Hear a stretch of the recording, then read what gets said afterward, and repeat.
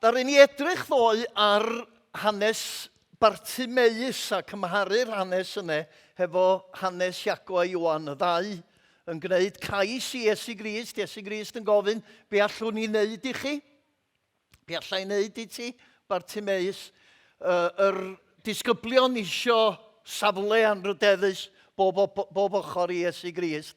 A Bartimeus jyst yn dweud, dwi isio gweld. Dwi isio gweld. Ac heddiw dwi isio cymryd yr un hanes ond i gymharu o hefo hanes cynharach yn y benod. Sef hanes y dyn ifanc cyfoethog. Mae hanes Bartimeus yn darfod hefo'r geiriau yma dilynodd Iesu ar hyd y ffordd. Ond ar ôl i'r dyn ifanc cyfoethog yma gyfarfod Iesu, dyn ni'n darllen iddo fo gerdded i ffwrdd oddi wrth Iesu. Cerddodd i ffwrdd yn siomedig am ei fod yn ddyn cyfoethog iawn. Felly mae gennych chi Bartimeus, y sgym, y dyn tlawd, da i ddim o neb eisiau nabod o, yn derbyn Iesu Grist fel disgybl ac yn ei ddilyn o. A mae gennych chi'r dyn cyfoethog yma, oedd o methu gollwng gafel yn ei gyfoeth. A mae o'n penderfynu bod o'n mynd i gerdded i ffwrdd. O'n i sôn ddoe am Marc Solomon, mod i'n dilyn i podcast o ac yn y blaen. Mae yna ddyn arall yn America dwi'n ei ddilyn, dyn o'r enw Scott McKnight. Ar wsnos diwetha, ar y diwrnod pan o'n i'n paratoi, dwi'n cyfadde wan, na wsos diwetha o'n i'n paratoi. Ar y diwrnod pan o'n i'n paratoi'r neges yma, ddaru hwn ddod gyda fo, let's face it, most of us don't take Jesus seriously. To be sure, we don't totally discount him, but we always, gwrandwch, we always negotiate our obedience. We moderate our commitment. We say to ourselves, surely Jesus wasn't serious when he said that. He was just being dramatic to make a point. O'n i'n meddwl, wow, y dyn ifanc cyfoethog, a cael hwnne trwy'r post. Mae hanes y dyn ifanc cyfoethog yma wedi'n herio fi ar hyd y blynyddoedd. A mae'n gwneud eisiau chi sylwi bod yr hanes yn dechrau hefo'r dyn yn gofyn cwestiwn i Iesu Grist am fywyd rhagwyddol. Sut dwi'n cael bywyd rhagwyddol? Be fedra i wneud? Ac o'n i'n meddwl, tase rhywun yn gofyn y cwestiwn yn ei chi sy'n chi'n mynd adre, be fydda'ch ateb chi? Dwi'n gwybod be faswn i ddeud, faswn i'n dweud, cred yn yr arglwydd Iesu ac fe geid achub. Cwbl sy'n eisiau ti ddeud ydy credu. Ond mae ateb Iesu Grist i'r dyn yma yn wahanol yn dydy. Mae'n ddiddorol, mae Iesu Grist yn ei herio fo, dwi'n meddwl, yn y lle cyntaf i ystyried hefo pwy mae o'n siarad. Mae o'n ei herio fo trwy pan mae'r dyn yn deud athro da wrtho fo. Mae o'n gofyn, wel, pam wyt ti'n yngalw fi'n dda? Ond nid Duw ydy'r unig un sydd yn dda. A wedyn mae'n mynd ymlaen i restru 5 o'r gorchmynion yn yr Hen Testament. 5 o'r 10 gorchymyn. Ond yn ei canol nhw, mae o'n rhoi gair sydd ddim yn y 10 gorchymyn. Nawr falle fod y gair yma'n gysylltiedig a'r gorchymyn paid chwennych yn yr Hen Testament. Ond be mae o'n dweud ydy paid twyllo apostereses. Cam golledad i'r gair yn y Beibl Cymraeg Newydd, o'n i'n mynd dallt hwnnw, felly paid twyllodd ar y fi roed. A mae'r gair yn dod i fyny yn y 2 le arall yma. Cynta Corinthiaid. Mae achosion llys fel yma rhwng Cristnogion a'i gilydd yn dangos methiant llwyr. Byddai'n well petai chi'n diodde'r cam ac yn gadael i'r person arall eich twyllo chi, yr un gair.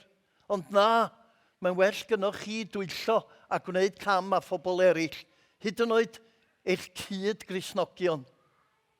A wedyn yn cyntaf Pedr, y 5 bennod, da ni'n darllen, gwrandwch, mae cyflogau'r rhai de chi heb eu talu. Gair yn gysylltiedig, gair yn dod o'r un tarddiad yn y groeg yn fanne. Y cyflogau de chi heb eu talu i'r gweithwyr yn gweiddi'n uchel. Mae arglwydd y lluoedd wedi clywed cri yr rhai hynny by'n casglu'r cynhyaf yn eich ceuech chi. De chi wedi byw yn foethus ac wedi bod yn gwbl hunanol. Yr un gair a sy'n gynnoch chi ydy cael ei wthio i mewn i ganol y 5 gorchymyn yn fama.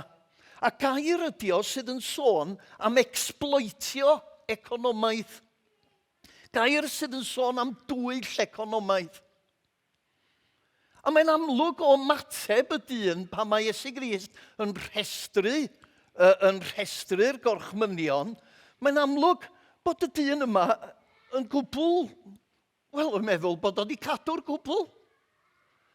Mae'n dweud, dwi wedi cadw'r ein ys pan o'n i'n blentyn. Mae o'n hollol ddall i'r peth. A dwi'n meddwl na'r peth cyntaf sydd gyda eisiau ddeud wrthoch chi bore yma di hyn. Mi rydyn ni yn y gorllewin. Mi rydyn ni yng Nghymru.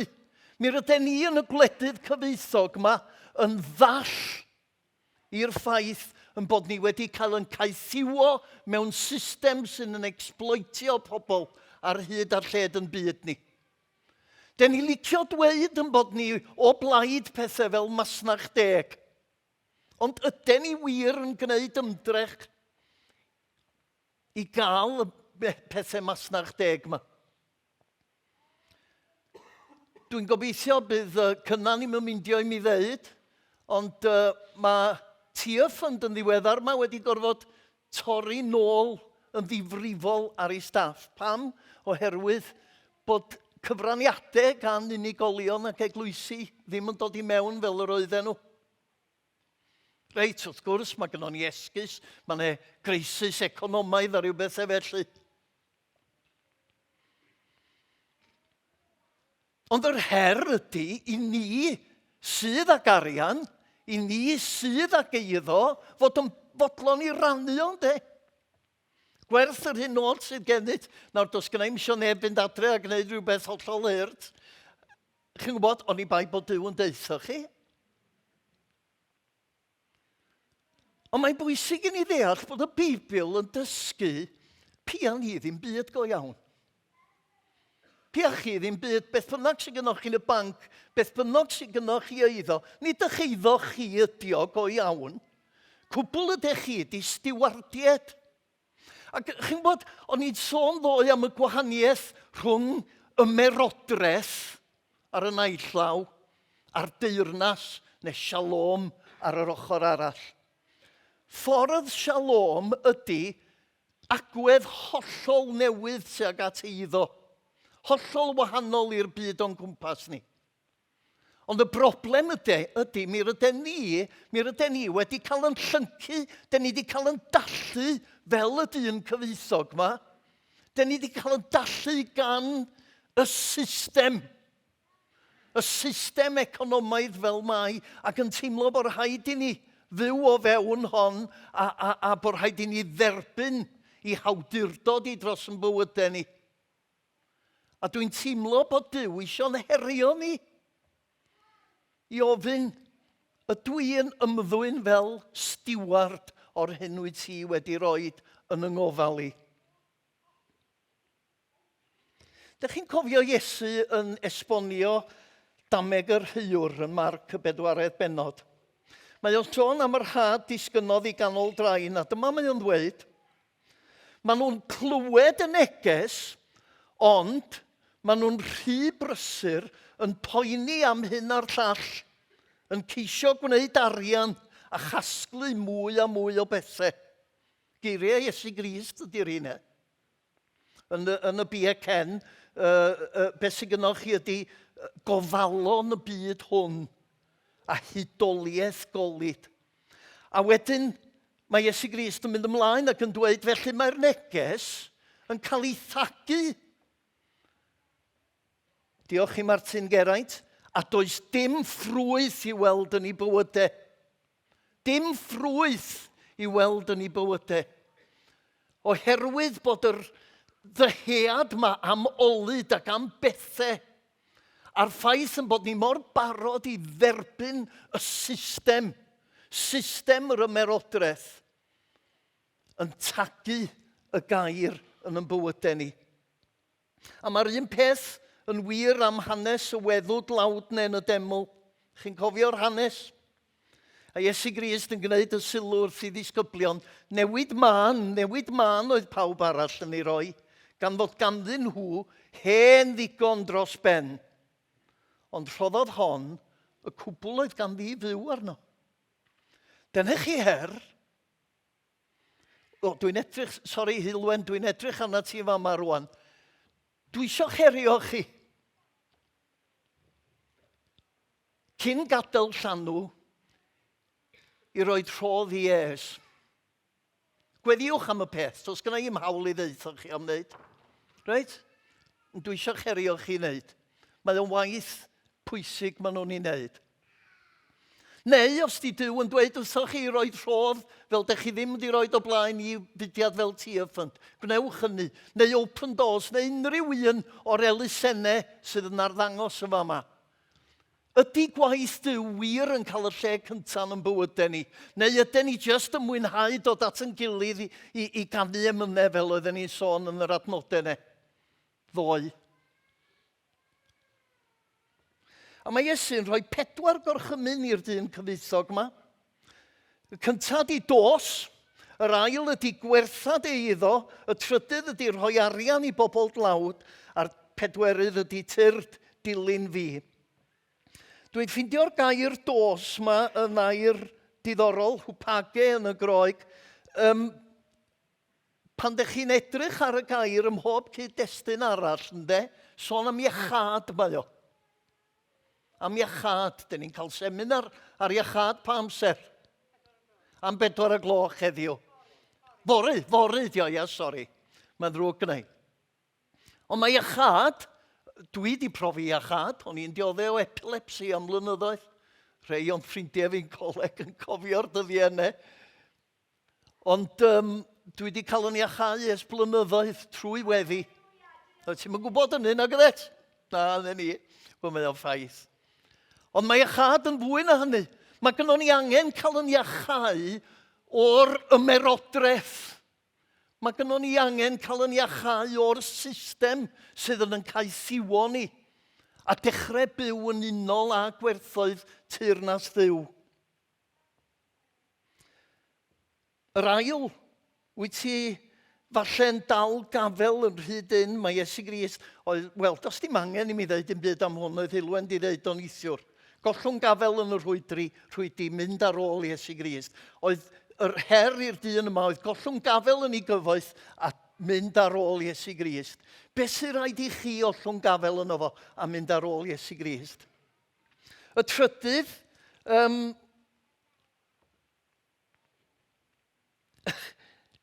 rhoi arian i bobl dlawd. Mae Iesu Grist yn dweud hyn dro ar ôl to. Mathew y 6 bennod, di o'i fyny fanne gynnon ni. Yndi? Peidiwch casglu trysorau i chi'ch hunain yn y byd yma. Mae gwyfyn a rhwyd yn gallu difetha. Mae lladron yn gallu dod a'i dwyn. Casglwch trysorau i chi'ch hunain yn y nefoedd. All gwyfyn a rhwyd ddim difetha dim byd yno, a does dim lladron yno i ddwyn dim byd. Lle bynnag mae dy drysor di bydd y galon di. A wedyn, oedd ti'n sôn am y Wenglish ar ddechrau dy bregaeth, dwi'n mynd i roi enghraifft i chi. O sut mae'r iaith Hebraeg yn dylanwadu ar Roeg y Testament Newydd, reit? Mae o'n fama. Y llygad ydi lamp y corff.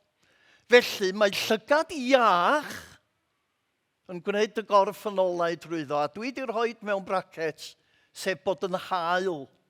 A wedyn mae llygad sal, sef bod yn hunanol yn gwneud dy gorff yn dywyll trwyddo.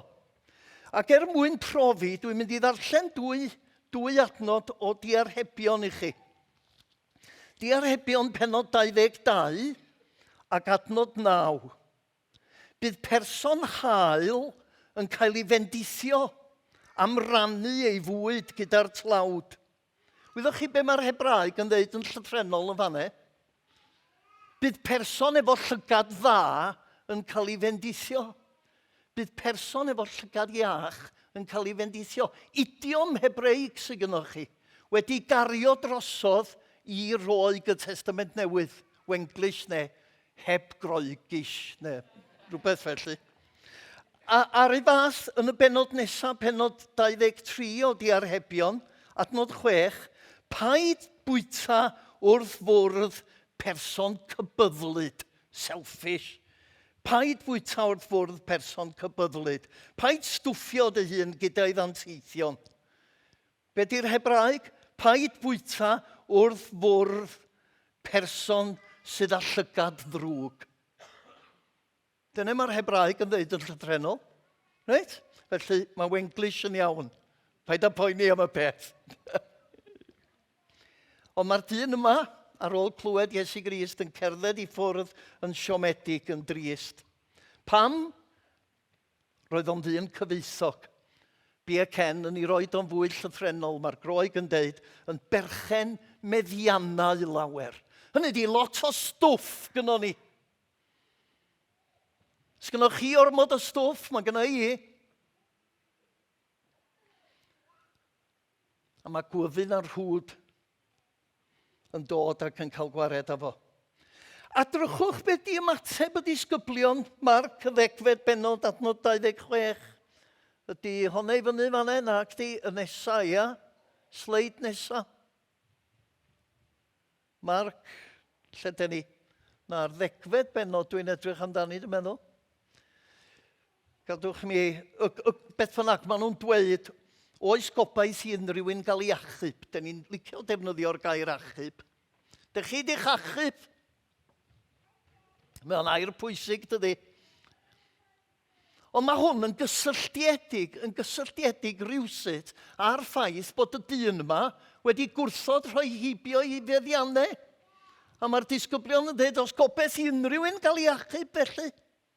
A dydy hyn ddim yn ymwneud â ydych chi'n cael eich achub trwy ffydd neu ydych chi'n cael eich achub trwy weithredoedd. Dim o gwbl, mae o'n ymwneud â beth ydy ystyr y gair achub. Ddari fi gyffwrdd ar peth ddoe. Mae achubiaeth go iawn, fel mae Iago'n pwysleisio yn ei lythyr, yn newid yn bywydau ni. Dydy cael eich achub ddim yn golygu eich bod chi wedi derbyn Iesu Grist, a wedyn hynci-dori, ydych chi'n gallu cario ymlaen efo'ch bywyd fel oedd o. Dych chi'n bod? O ia, fyddwch chi'n mynd i'r capel, fyddwch chi'n darllen y Beibl, fyddwch chi'n gwneud dipyn o weddio, a fyddwch chi'n mynd i'r Llanw, a dyna ni. Ond bob peth arall, y gwerthoedd sydd gynnon ni, dyn ni'n gallu cario ymlaen efo nhw. Dim o gwbl. Mae'r achub yn newid yn bywydau ni, yn newid yn gwerthoedd ni, yn symud yn bywydau ni o'r ymerodraeth i'r shalom, i'r deyrnas. A mae rhaid i bob un ohono ni blygu o flaen Duw a gofyn be mae hynny'n ei olygu i mi. Dyna pam o'n i'n eich chi ddoe i fynd i weddio efo rhywun neu siarad efo rhywun yn onest ynglyn â'ch sefyllfa chi, lle ydych chi arni yn eich perthyn. Chi'n gwybod, mae angen i ni wneud hyn. Mae Gymru ma'n disgyn y ddarnau. Faint o capeli sydd wedi cael ers yr haint ers Covid. Nid na cadw capeli ar agor ydy'n nod ni. So ni'n mynd mor bell a dweud mae nid just cael pobl i gredu yn Iesu Grist ydy'n nod ni. Oherwydd, os mae dim ond credu'n Iesu Grist a mynd i'r capel, ydy o, wel, beth sydd gynnwch chi? Crefydd? Mae'r rhaid iddo fo fod yn droedigaeth yng ngwir ystyr y gair sydd yn symud ni'n yn blaenau i ddod ar deyrnas yma yn reality yn y presennol. Den ni ddim yn ei wneud o, Duw sy'n ei wneud o trwyddo ni. Ond dyna mae Duw isio. Dwi eisiau tynnu'ch sylw chi at un peth. Ewch adre a darllenwch yr hanes yma yn Efengyl Luc. Reit? Pennod 18 o Efengyl Luc. A dych chi'n troi y dudalen i bennod 19, a beth sydd gynnwch chi fanna di hanes Saceus. A dych chi'n gofio pan mae Saceus yn dweud, dwi'n rhoi hanner yn arian i ffwrdd i'r tlodion. Dwi'n rhoi hanner y cwbl i ffwrdd. A dwi'n mynd i dalu nôl i bawb dwi wedi twyllo. Beder gwaith. Be mae Iesu Grist yn dweud? Daeth iachawdwriaeth i'r tŷ hwn heddiw. Mae achubiaeth wedi dod i'r tŷ hwn heddiw. Mae pobl wedi dod i gredu go iawn mewn ffordd sydd yn chwildroi bywydau. Mae'r un tri peth yn cael ei cysylltu yn yr Hen Testament. Lle gael yr adnod o Eseia pennod 52 i fyny fama. Chwch ar on. Mae mor wych gweld y negesydd yn dod dros y mynyddoedd. Dych chi'n gwybod yr adnod yma, yn dydych? Yn cyhoeddi fod shalom. Mae ganddo newyddion da. Mae'n cyhoeddi achubiaeth ac yn dweud wrth Seion, dy Dduw di sy'n teyrnasu. Hynny ydy, beth ydy'r achubiaeth? Yr achubiaeth ydy'r ffaith fod Duw yn teyrnasu. Fod Duw yn cael ei ffordd yn y bywydau ni. Nid yr achubiaeth ydy, I'm all right, Jack, dwi yna, dwi'n iawn. Dwi wedi ymuno hefo criw o bobl sydd yn credu be mae'r Beibl yn ei ddeud yn llythrenol. Mae ne Jehovah's Witnesses sydd yn credu rhywbeth tebyg, ond maen nhw'n cael rei syniadau'n wrong, felly pidiwch ei dilyn nhw, neu mae gynnwch chi'r mormoniaid, maen nhw wedi ychwanegu rhyw blatiau air ac yn y blaen, felly pidiwch ei dilyn nhw, dilynwch ni sydd wedi dallt i'n iawn i chi. Gwrandwch, mae Duw a mwy o ddiddordeb yn y newid yn eich bywydau chi, yr achubiaeth go iawn yna. Na gynnwch manylion diwynyddol chi.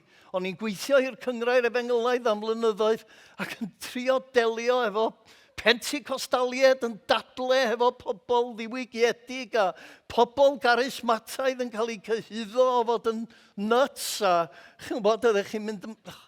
Nid denne mae Duw yn galw ni iddo fo. A dwi eisiau dweud hyn, dwi wrth y modd hefo y weledigaeth cant i Gymru. Dwi eisiau dweud hyn. Right? Dwi wrth y modd efo'r weledigaeth cant i Gymru. Gweld cant o eglwysi yn cael ei sefydlu yng Nghymru, eglwysi byw yn cael ei sefydlu ar hyd ar lled Gymru dros y 10 mlynedd diwetha. Ond dwi eisiau dweud, dydy o dda i'n byd os mae dim ond eglwysi yn cyfarfod ar y dydd Sul i ddarllen y Beibl a gweddio ac yn y blaen ydi o. Mae Iesu Grist eisiau'r eglwysi yna fod yn eglwysi sydd yn halen y ddaear ac yn oleini yn ei cymunedau. Be sydd wedi digwydd yn rhy aml efo'n capeli ni, di bod ni wedi gadael iddyn nhw lithro i grefydda sydd yn gollwng gafel yn y genhadaeth mae Iesu Grist wedi roed. Sori, dwi'n bod yn gas, dydw. Drwg gynnau.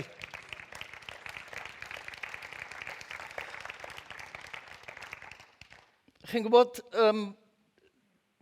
neges gyson yr Efengyled i bod Duw... Haid i mi watsio'r amser. Neges gyson yr Efengyled i bod Duw yn dod i deyrnasu. Teyrnas Duw, mae'n sôn am teyrnas Duw o hyd ac o hyd ac o hyd. Dyma'r neges ydych chi chyhoeddi, mae'r unefol yn dod i deyrnasu. Mae teyrnas nefoedd, gyda llaw, teyrnas nefoedd yn cael ei ddefnyddio yn Efengyl Mathew.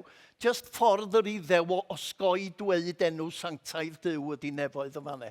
Dwi wedi gyfeitho fel yr un nefol i drio dangos bod o'n cyfeirio at Duw. Reit? Dyna'r cwbl ydi oedd, yr iddewon ddim yn licio dweud yr enw sanctaidd. Ac oedden nhw'n defnyddio y gair Adonai neu Hashem, yr enw, neu nefoedd yn ei lefo. Dyna'r cwbl ydi hwnna. A dyn ni'n cael yn atgoffa reit o ddechrau'r Efengil pan mae Herod eisiau gwybod ble fydde'r Mesia yn cael ei eni. Bethlem yn hir Jwda, nid rhyw bentref dibwys yn Jwda wyt ti, achos ohono ti y daw un i deyrnasu. I deyrnasu. Un i deyrnasu fydd yn fugail i arwain fy mhobl. Chi'n gweld? A mae rhaid i ni ddysgu gadael i Dduw. Dyma'r newyddion da. Fod Duw yn teyrnasu, dyn ni'n ei weddio fo. Deled dy deyrnas. Gwneler dy ewyllus. Ar y ddeiar, megis yn y nef. Gwneler dy ewyllus yn y mywyd i. Yn yn eglwys i. Megis y mae yn y nef. Mae Paul yn llyfr yr actau 13 ac 14 ar ei daith genhadol gynta. A mae o ar ei ffordd yn ôl yn galw hibio'r grwpiau o gredinwyr oedd o wedi sefydlu. Ac gwrandwch beth sydd yn cael ei ddeud yn actau penod 14 adnod 22. Nid hwnna, nesa actau penod lle gael yr...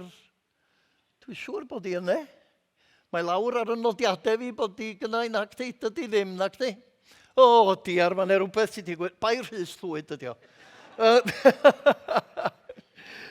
Gadwch mi ffindio'r adnod i chi.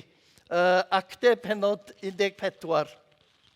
Mae hon yn adnod bwysig yn y marn i. Adnod 14, penod 14, adnod 22. Dwi yn lyg. Dwi'n yn gwybod y Meibil y dda iawn, sori. Diar. Adnod 14, adnod 22 fyddai. Fyddai yna yn y munud, mi ffindiau. Dyma ni. Ar ôl hyn, dyma nhw'n mynd yn ôl i Lystra ac Iconium ac Antiochia Pisida, lle oedden nhw wedi sefydlu grwpiau o gredinwyr. Dyma nhw'n cryfhau ffydd y disgyblion, gwrandwch, a'i hannog i aros yn ffyddlon. Rhaid gadael i Dduw deyrnasu yn ein bywydau ni, i'n galluogi ni wynebu'r holl drafferthion, medden nhw. I'n galluogi. Wyddwch chi, da ni wedi cael yn dysgu yn y gorllewin bod Iesu wedi mynd i'r groes fel bod dim rhaid i ni. Mae hynny'n wir. Right? Mae hynny'n wir. Ond mae'n fwy iddi na hynny yn y Beibl. Mae Iesu wedi mynd i'r groes i ddangos i ni sut.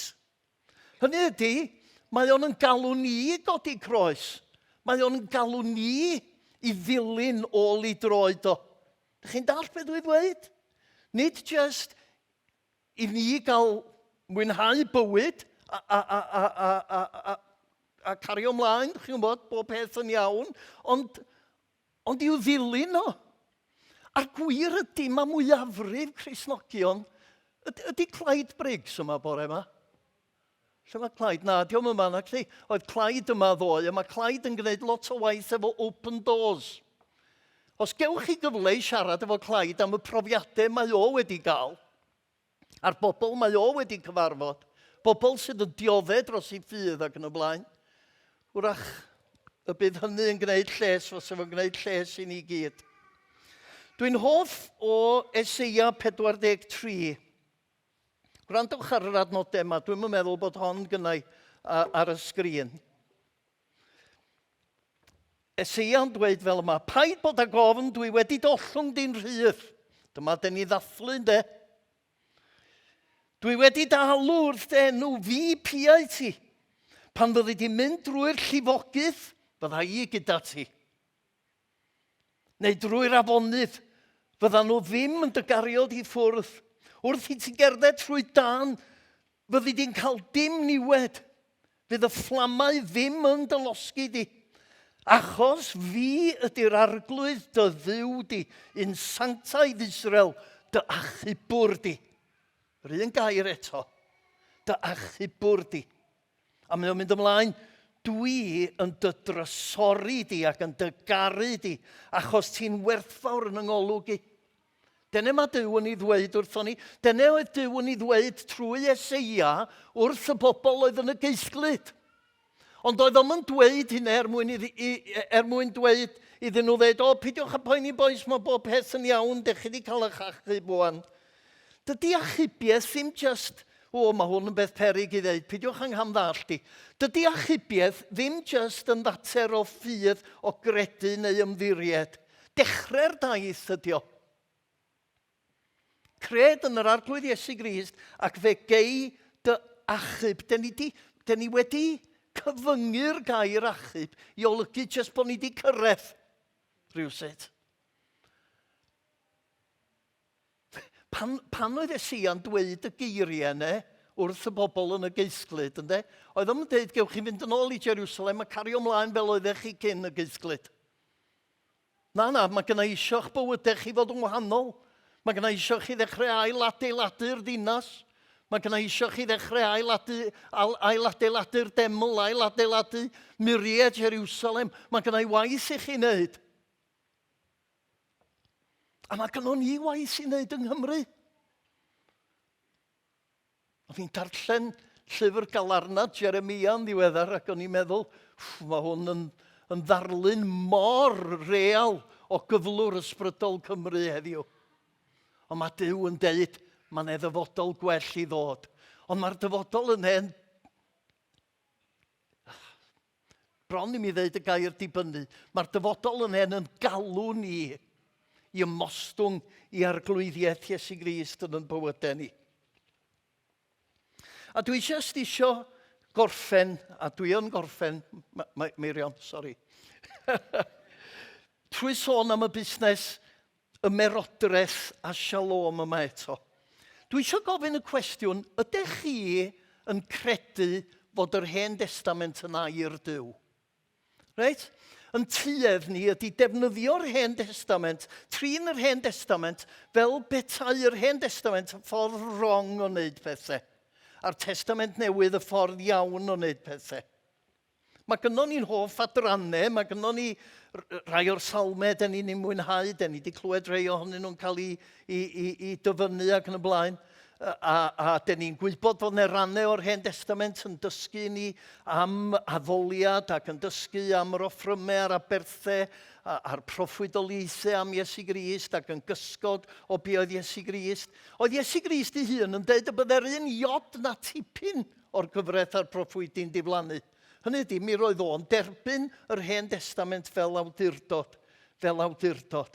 A mae'r gair shalom yn allweddol yn yr Hen Testament.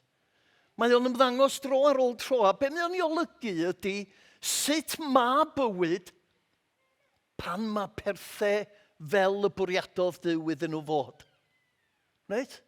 Cyflawnder, lles, daioni, y pethau neu gyd, reality, yr shalom yma. Sut fywyd, sut reality sydd yn bodoli pan mae Dyw yn cael teyrnasu y mywydau pobl. Da ni'n aml wedi sôn am yr Hen Testament ac anghofio bod Dyw wedi achub y genedl cyn rhoi y gyfraith iddyn nhw. I achub nhw gyntaf, rhoi y gyfraith iddyn nhw wedyn. Doedd y gyfraith rioed ydi bwriadu i fod yn ffordd o gael eich achub. Y trwg ydy, oedd wedi cael ei throi yn hynny gan yr rabiniaid ac yn y blaen. A brwydro yn erbyn syniadau a thrawon y gyfraith ac yn y blaen yn ei ddydd oedd Iesu Grist. Nid yn erbyn be mae'r Hen Testament yn galw ni i fod. Oedd y proffwydi yn sefyll dros shalom, dros gyfiawnder. Oedden nhw'n prygethu mewn cyfnod, os liciwch chi, pan oedd ne eideoleg seciwlar baganaidd yn rheoli bywydau pobl.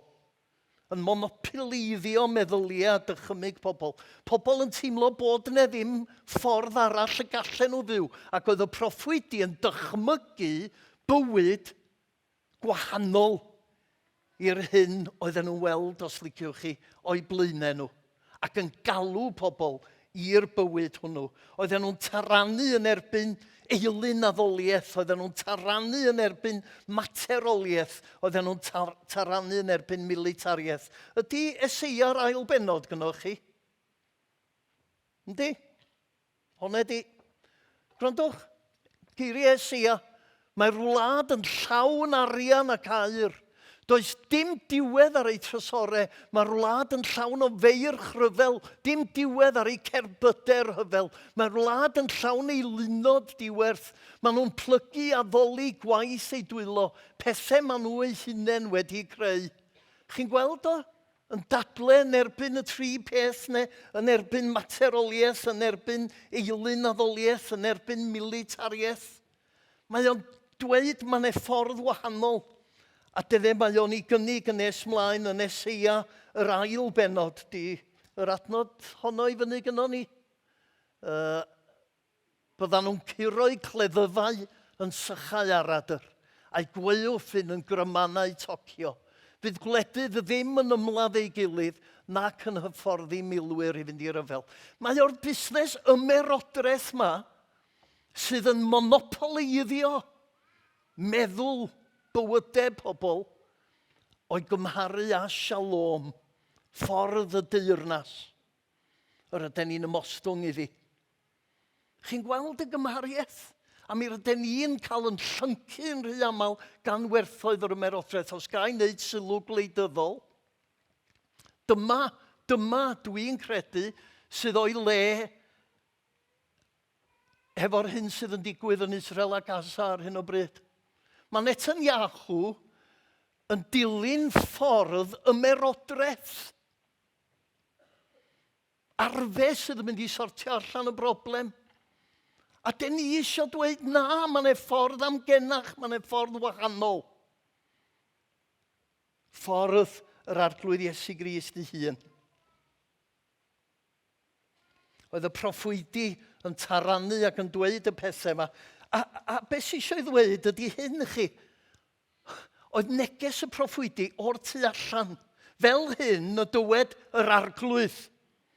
Dyw oedd yn dweud wrthyn nhw sut y dyle pethau. Oedden nhw'n dychmygu, oedden nhw'n darlunio byd gwahanol i'r hyn oedd o'i blaenau nhw.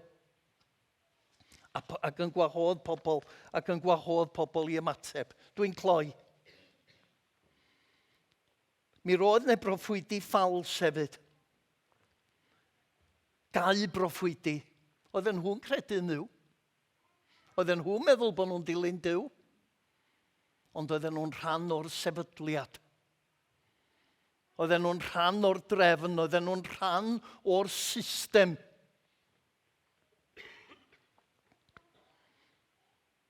Dwi'n credu mae ateb Duw i argyfyngen byd ni heddiw ydy teyrnas Duw, nef newydd, daear newydd, ffordd Iesu Grist. Y deyrnas sydd i ddod yn ei chyflawnder, ond sydd wedi dod. Y Phariseaid yn gofyn i Iesu Grist, pryd mae teyrnasiad Duw yn mynd i ddechrau? Ac ateb Iesu oedd, mae Duw yma'n teyrnasu yn eich plith chi. Mae Duw yn teyrnasu o'ch mewn chi. A pan mae Iesu Grist yn dweud wrth Pilat, nid yw fy nheyrnas i o'r byd hwn, nid dweud mae o bod Cristnogaeth yn rhywbeth ysbrydol yn byd i wneud hefo'r byd yma. Yr gair sydd yn cael ei ddefnyddio yn yr oeg yma ydy ec tu cosmo tutu, allan o, dydy nheyrnas i ddim, dydy beth yw'r gair, mae'r BCN yn wych yma, dwi'n meddwl. Nid y byd yma di tarddle. Dydy'n yn tarddu. Nid yna ffynhonnell y deyrnas. Mae'r ffynhonnell yn dod oddi wrth Dduw. Mae'r Efengil yn cynnig ffordd wahanol, gwerthoedd gwahanol. A mae neges a chenhadaeth yr eglwys yn dibynnu ar y syniad fod Duw yn frenin, fod Duw yn teyrnasu.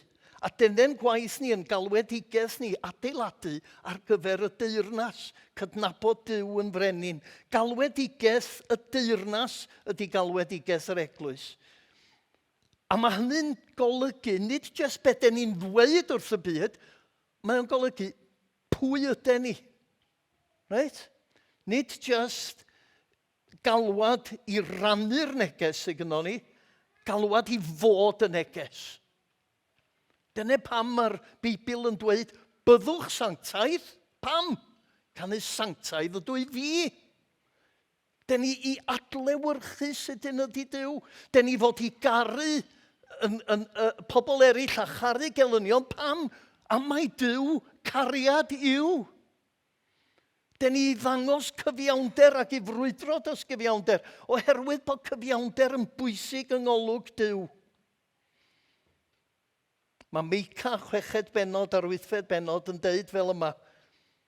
Mae'r hyn mae Duw yn ei ddymuno ydy i ni hybu cyfiawnder, bod yn hael bob amser, a byw yn wylaidd ac yn ufudd i'n Duw. Dwi'n gorffen. Ymateb y disgyblion, sori, dwi wedi deud hynny bedair gwaith. Ymateb y disgyblion i Iesu oedd, pwy felly all gael ei achub?